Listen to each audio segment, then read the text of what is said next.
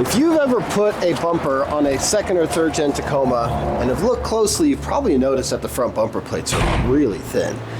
And you may have asked yourself, are these going to hold? Are they going to break? Well, in this guy's case, they didn't hold. Not only did they break, they took the whole front bumper out too. It's actually kind of impressive. You can see here that the bumper just tore all the way, and upon looking down lower, you can see the whole thing just kind of folded. So, it's safe to say that this bumper's trash. You may be wondering, well, what's the fix for that? We're just going to try and fix those, put some new ones on there. We're going to get to that. But first, as much as I don't want to, we're going to rebuild this front diff. So let's get going.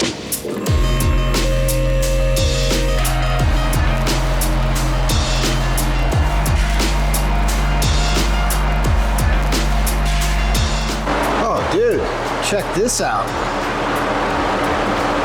That is not good. Wow.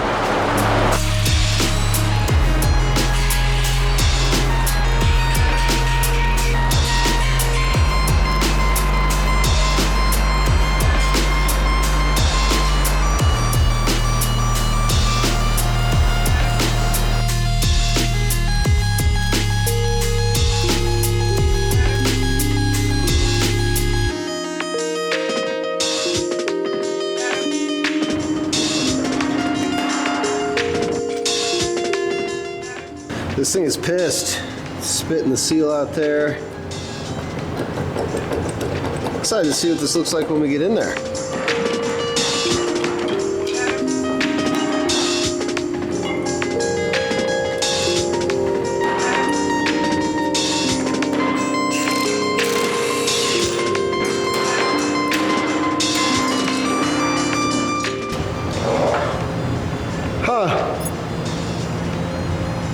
That is crazy.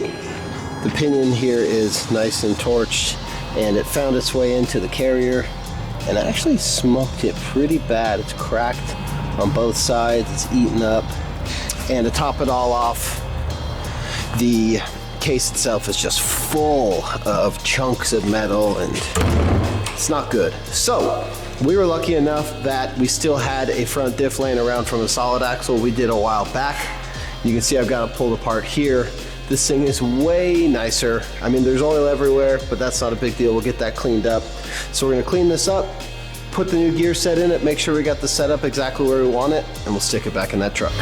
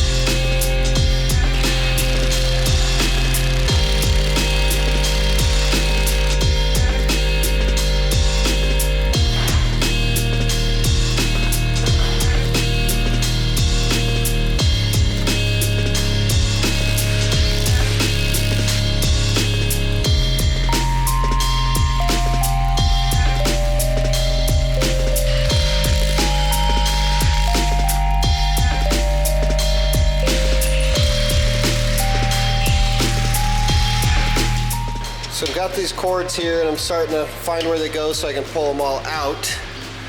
And upon looking, this is a ground cable for the battery that goes to like a 6mm bolt on the chassis.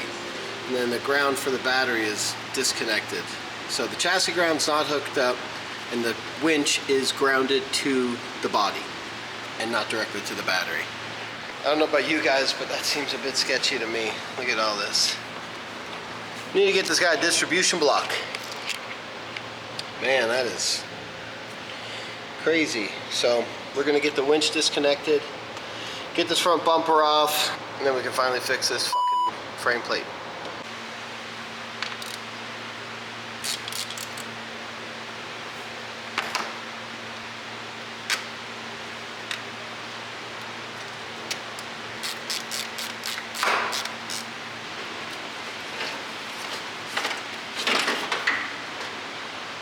I know I'm sounding like a hater, but really, it is that easy to just go to Pick and Pull and get a distribution block. These come out of OBS Chevys. I mean, they're like $3, I'm sure, to buy them.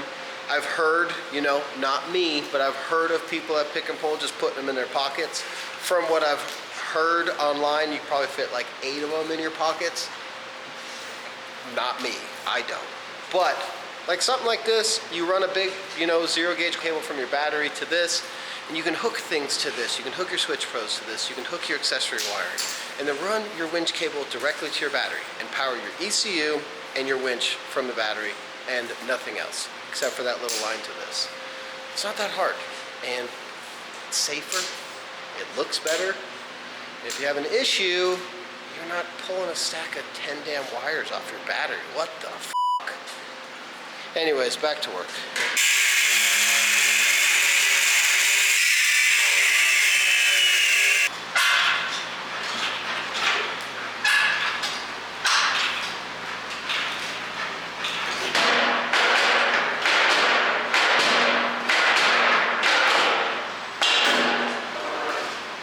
Right here's our solution to your bent bumper plates. The bumper plates that are on your truck are about 1/8 inch, and chances are if you have an aftermarket bumper on there and you've winched at least once, they're bent.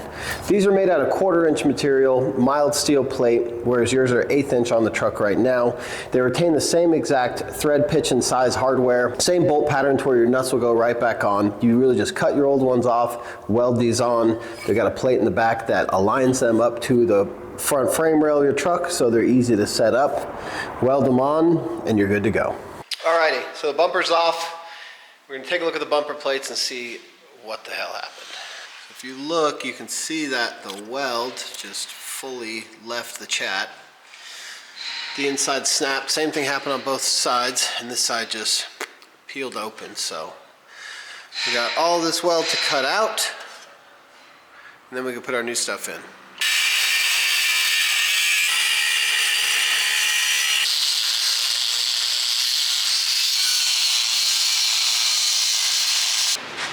So noticing that right here, right below this hole and above this one, there's a little weld on the inside here. So you're gonna have to make sure you get that if you get a set of these and need to swap them. You can feel it like right there. I just drew a line. I'm gonna kind of just cut what I think needs to be cut out. Shouldn't be an issue.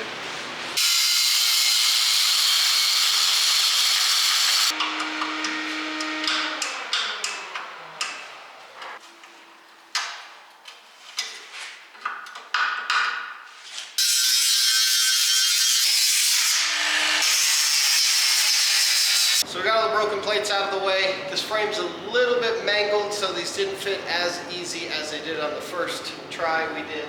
But if you look here, we have a little locating plate on the back. These just fit in there.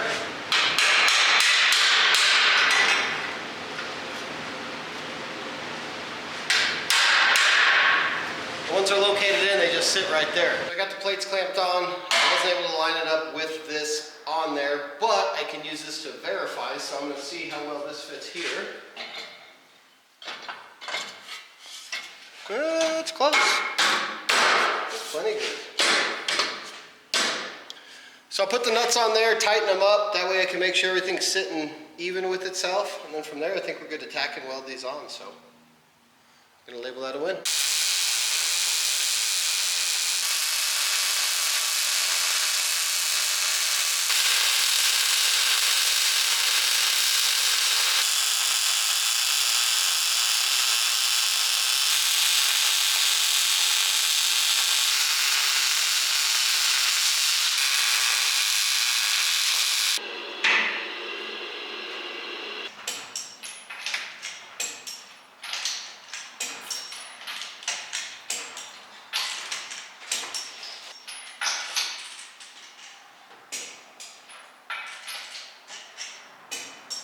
This thing is all buttoned up. Front bumper plates came out super nice. Front diff's not leaking the next day. Had a good test drive on it yesterday.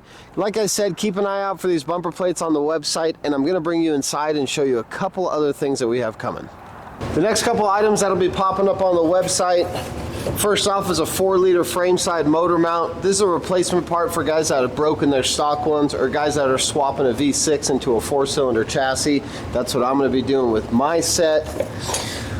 We've got in-cab ARB mounts for a dual air compressor. This makes them mount behind the driver rear seat. This still need to get bent, but these will be up on the website soon. I've been running this style mount in my truck and all the trucks that we build down here.